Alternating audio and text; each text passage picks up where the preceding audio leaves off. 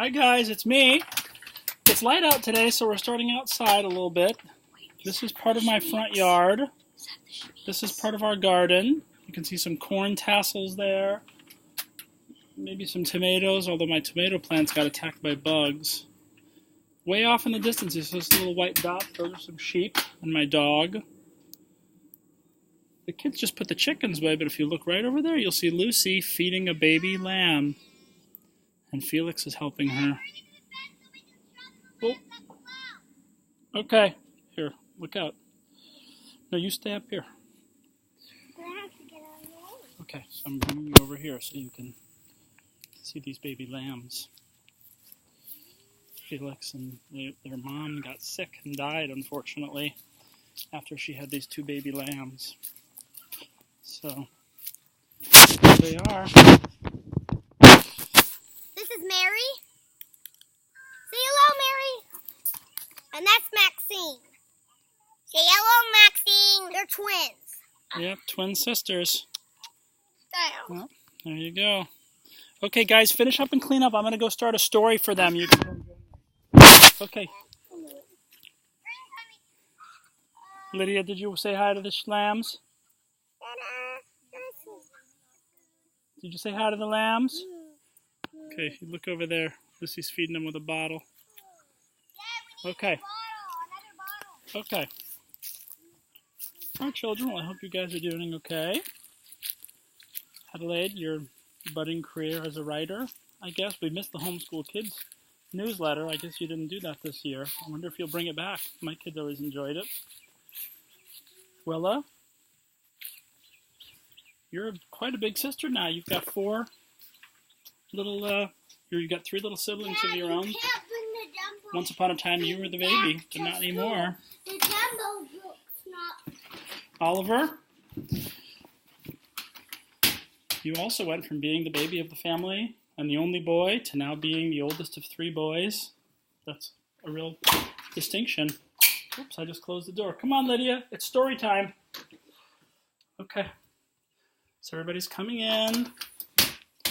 And we're going to go downstairs here. Sandpaper litter behind us. Okay, this is our... I have a plan for tonight. This is our prayer table. That's our crucifix of our blessed Lord. Beautiful icon of Our Lady. Nice little wood cut there. Our triptych of the Holy Family. Our little incense burner. And then a little thing I got in Oregon. It's shaped like a leaf. Okay.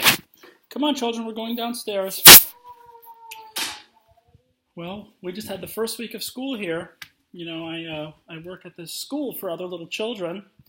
And we had the first week of school. And we have 450 children this year, which is the most we've ever had. So it's very exciting. And I'm going to read you two stories. I don't have any jokes tonight. Sorry. I got to bone up on my jokes. But I have two stories to read tonight. The first one is, this is one of my favorites when I was a little kid growing up. I Am a Bunny by Ole Risen, illustrated by Richard Scarry. Now, this is kind of funny because books will oftentimes have authors and illustrators. And this one, the author isn't as famous, but the illustrator, Richard Scarry, is very famous. Would you like to come listen to this story, sir? Come on, we're starting. I am a bunny. I am a bunny. Lydia, what did you say? I'm a bunny. You're a bummy? Babies. I'm a bunny. Okay. A bunny, yeah.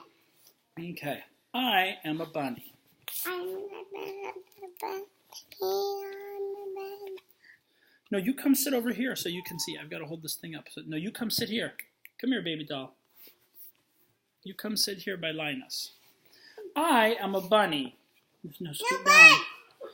My name is Nicholas. I live in a hollow tree. What's up there, guys? Can you see what's up there? We're really having a hard time here tonight. That's a mother robin feeding her children a worm. In the spring, I like to pick flowers. You know what kind of flowers those are called, guys? It's called a daffodil, I think. I chase the butterflies, and the butterflies chase me.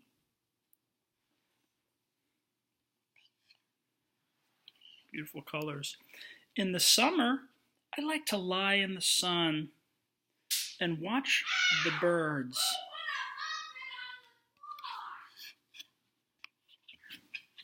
And I like to watch the frogs in the pond. Ribbit, ribbit. How many are there? One? I'll count. You'll count? Go ahead. Full. There's full. Bunny. This is my favorite page. When it rains, I keep dry under a toadstool.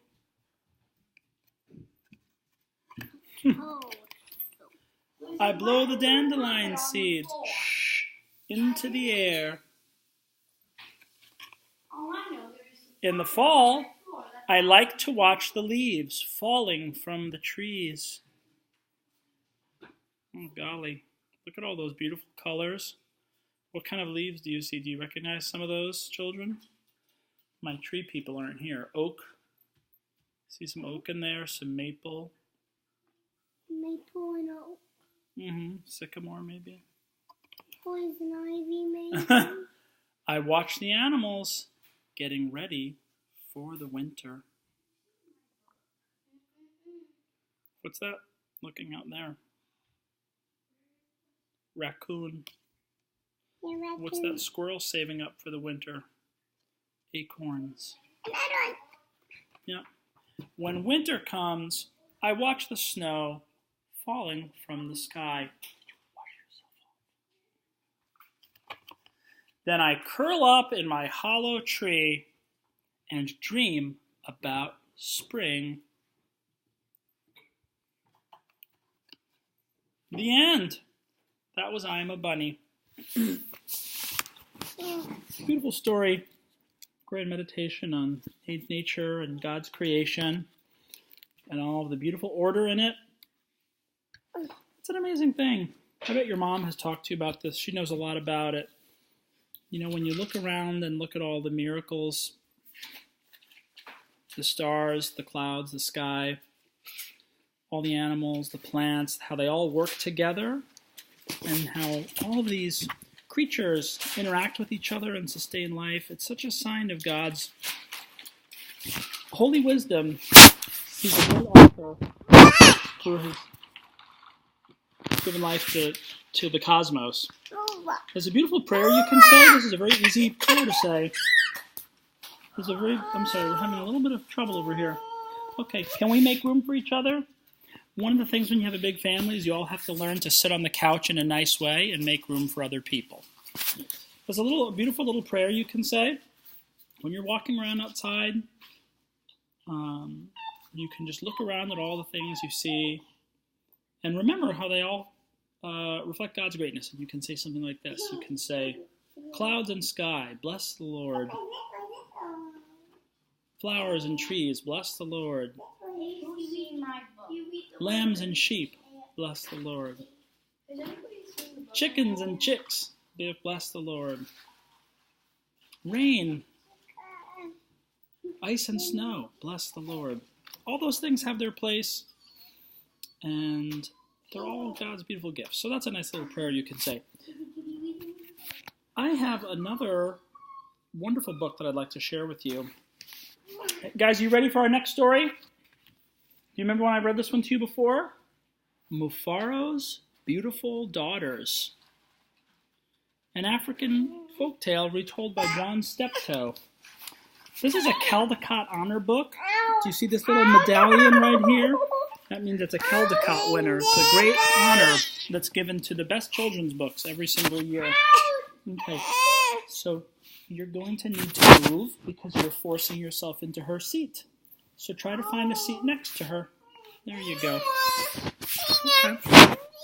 Yeah, because this is a great lesson, guys. You have to make way for babies. Everyone was. Did you know when you were the littlest one, we made ways for you? Here, come sit by me right here. Yeah, it's hard to be 4, isn't it? You have to make way for babies. When you were the baby, we made way for you. And now Lydia is the baby, so we're making way for her. Okay, we got that one. You're going to have to come sit over here because now we are going to read our next story. This story, remember I was telling you on a previous episode? I don't know. About grace and courtesy, manners, treating other people like they're important. This is a wonderful story that's a little bit about that.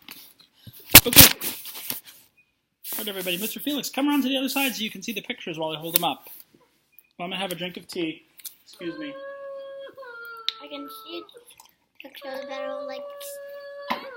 Okay, everybody, ready? Mufaro's Beautiful Daughters, an African tale told by John Steptoe. Oh my gosh, look at this beautiful title page. Look at those beautiful creatures. Do you see this gorgeous bird with all those colors? Purple, blue, green, emerald. You see these antelope or deer calling out? Eagles soaring up above, all these hills in the background. A long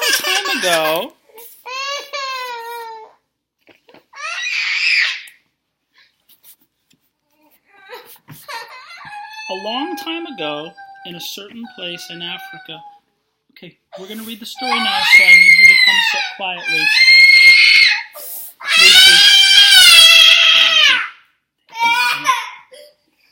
A long time ago, in a certain place in Africa, why don't you help Linus? He needs some help upstairs for a little bit. Linus, come back in a few minutes and join us for the rest of the story once you've calmed down.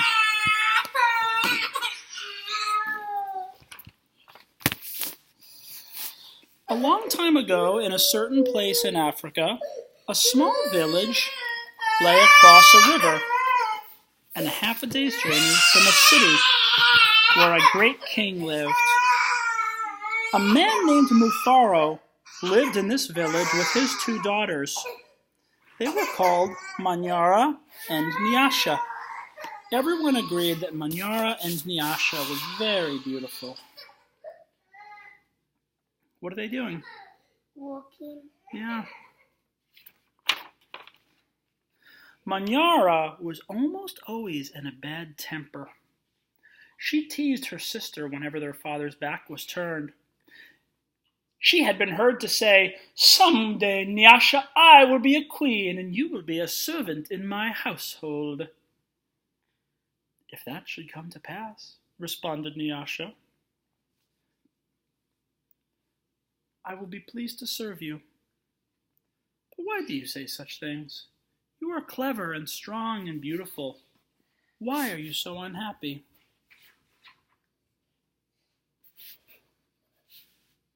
"Because everyone talks about how kind you are, and they praise everything you do," replied Manyara. "I'm certain that father loves you best, but when I am a queen, everyone will know that your silly kindness is only weakness."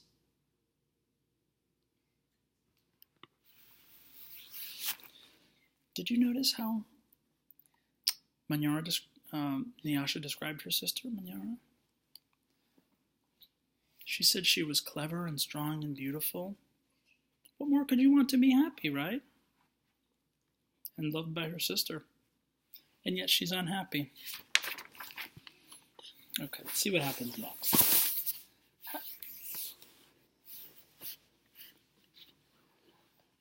Nyasha was sad that Manyara felt this way, but she ignored her sister's words and went about her chores. Nyasha kept a small plot of land on which she grew millet, sunflowers, yams, and vegetables. A yam is like a sweet potato, guys. You might know that. She always sang as she worked, and some said it was her singing that made her crops more bountiful than anyone else's. That means she had a lot of crops. Can you do that when someone's mean to you? Can you just ignore them? It's hard to do, isn't it? You want to fight back, but that's not what she did. And what did she say she went and did? Her chores. It's always a good idea. Get your mind off your troubles. Do something helpful. One day, Nyasha noticed a small garden snake resting beneath a yam vine. "Good day, little Nyoka," she called to him. "You are welcome here. You will keep away any creatures who might spoil my vegetables." She bent forward and gave the little snake a loving pat on the head and then returned to her work. From that day on, Nyoka was always at Nyasha's side when she tended her garden. It was said that she sang all the more sweetly when he was there.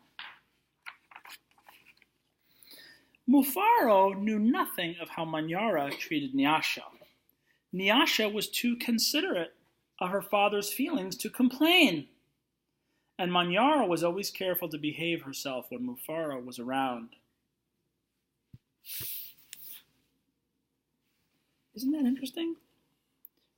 Nyasha, when Manyara was hurtful to her, instead of only thinking about her own hurt and running off to complain to her father, what did she do? She thought about how hard it would be for her father, who loves both his daughters. She thought his feelings were important too. Have you ever done that? That's a hard thing, right? To not go tell on someone because you don't want to upset your mom or dad.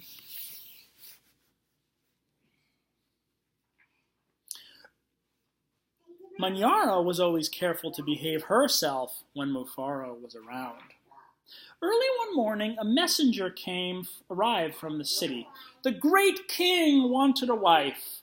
"The most worthy and beautiful daughters in the land are invited to appear before the king, and he will choose one to become queen," proclaimed the messenger. Mufaro called Manyara and Nyasha to him. "It would be a great honor to have one of you chosen," he said. "Prepare yourselves to journey to the city. I will call together all of our friends to make a wedding party. We will leave tomorrow as the sun rises." "But my father," Manyara said sweetly, "it will be painful for either of us to leave you, even to be wife to the king. I know Nyasha would grieve to death if she were parted from you. I am strong. Send me to the city, and let poor Nyasha be happy here with you." Do you think that's really what she was thinking? Do you think she really was more concerned about Nyasha's feelings? What do we know about her and how she treated her before? But Mufaro beamed with pride. "The king has asked for the most worthy and the most beautiful. No, Manyara, I cannot send you alone. Only a king can choose between two such worthy daughters. Both of you must go."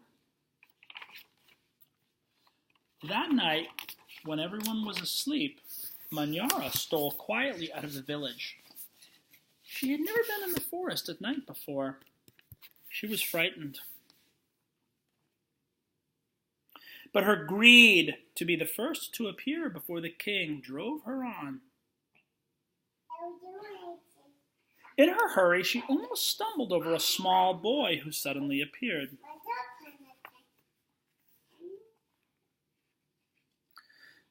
He was standing in the path. "Please," said the boy, "I'm hungry. Will you give me something to eat?" "I've brought only enough for myself," replied Manyara.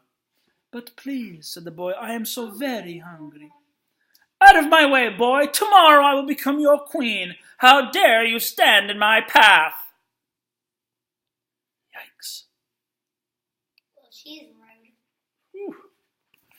After traveling for what seemed to be a great distance,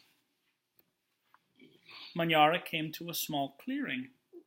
There, silhouetted against the moonlight, was an old woman seated on a large stone.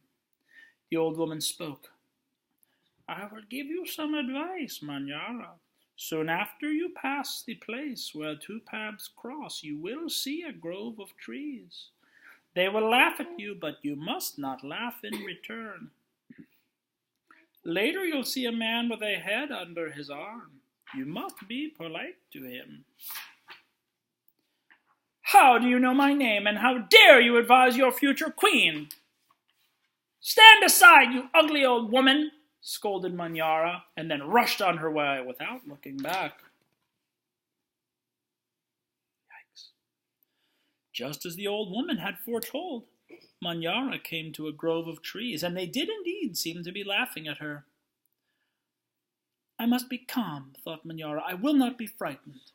She looked up at the trees and laughed out loud. I laugh at you, trees! She shouted and hurried on.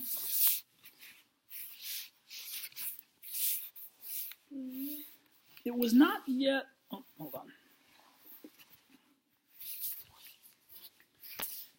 It was not yet dawn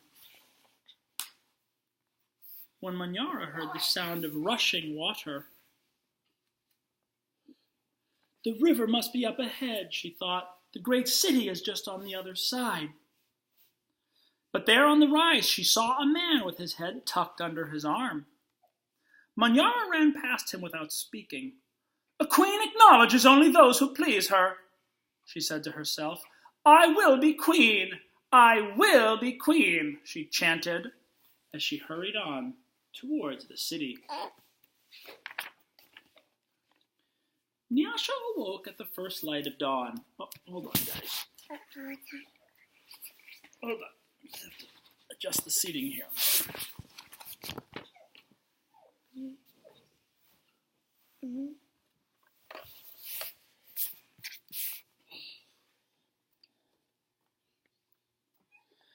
Nyasha woke at the first sight of dawn. As she put on her finest garments, she thought how her life might be changed forever beyond this day. I'd hate to leave this village and never see my father, or sing to little Nyoka again. Yeah, her thoughts were interrupted by loud shouts and a commotion from the wedding party assembled outside. Manyara was missing! Everyone bustled about, searching and calling for her. When they found her footprints on the path that led to the city, they decided to go on as planned. Joseph, would you put this away, buddy?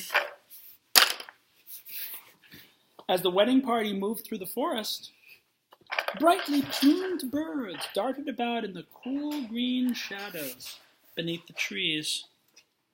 Though anxious about her sister, Nyasha was soon filled with excitement about all there was to see. Did Manyara think about Nyasha on her trip? I don't remember them saying so.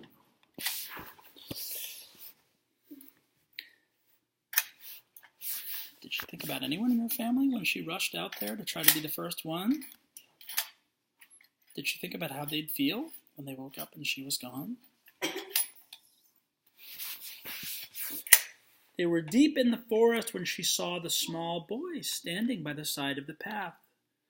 You must be hungry, she said, and handed him a yam she had brought for her lunch. What'd you say? The yam means a potato. Like a potatoes. Yum. The boy smiled and disappeared as quietly as he had come. Later, as they were approaching the palace, the place where the two paths crossed, the old woman appeared and silently pointed the way to the city. Nyasha thanked her and gave her a small pouch filled with sunflower seeds. The sun was high in the sky when the party came to the grove of towering trees. Their uppermost branches seemed to bow down to Nyasha as she passed by them. How did the two sisters respond to the people that tried to help them? Was it the same or different? What do you do when someone helps you? At last, someone announced that they were near their destination. Look at that vista. Nyasha ran ahead and topped the rise before the others could catch up with her. She stood transfixed at her first sight of the city. "Oh, my father," she called, "a great spirit must stand guard there. Just look at what lies before us. Never in all my life did I dream there could be anything so beautiful." Arm in arm, Nyasha and her father descended the hill and crossed the river and approached the city gate. Did you fall down? Okay. Just as they entered through the great doors, the air was rent by piercing cries, and Manyara ran wildly out of a chamber at the center of the enclosure. When she saw Nyasha, she fell upon her, sobbing. "Do not go to the king, my sister. Please, father, do not let her grow," she cried hysterically. "No. There's a great monster there, a snake with 5 heads. He said he knew all my faults and that I displeased him. He would have swallowed me alive if I had not run. Sister, please do not go inside that place." It frightened Nyasha to see her sister so upset. Leaving her father to comfort Manyara, she bravely made her way up to the chamber and opened the door. It's just a dun, Oh my gosh! Well, look. On the seat of the great chief's stool lay the little garden snake. Yeah, do you want to see? Look at that.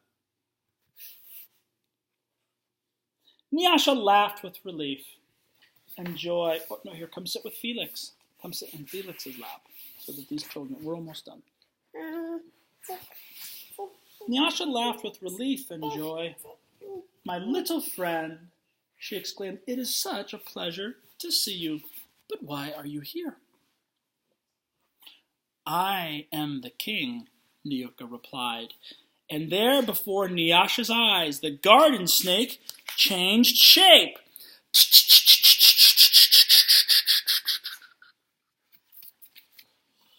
"I am the king. I am the hungry boy with whom you shared a yam in the forest. I am the old woman to whom you made a gift of sunflower seeds. But you know me best as Nyoka. Because I have been all of these, I know you to be the most worthy and the most beautiful daughter in the land. It would make me very happy if you would be my wife." And so it was that a long time ago, Nyasha agreed to be married. The king's mother and sisters took Nyasha to their house, and the wedding preparations began. The best weavers in the land laid out their finest cloth for her wedding garments. Villagers from all around were invited to the celebration, and a great feast was held.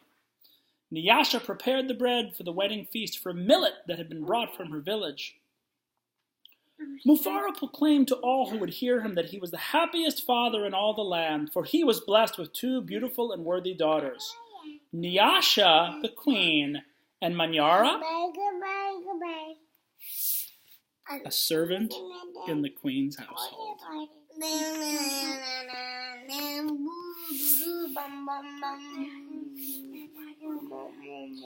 Look at that beautiful wedding ceremony.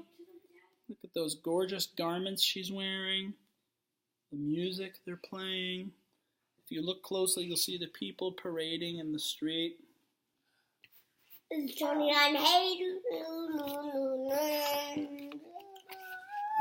there's a little artwork at the back. This is a really long one. What a beautiful book, huh? What did you think of that?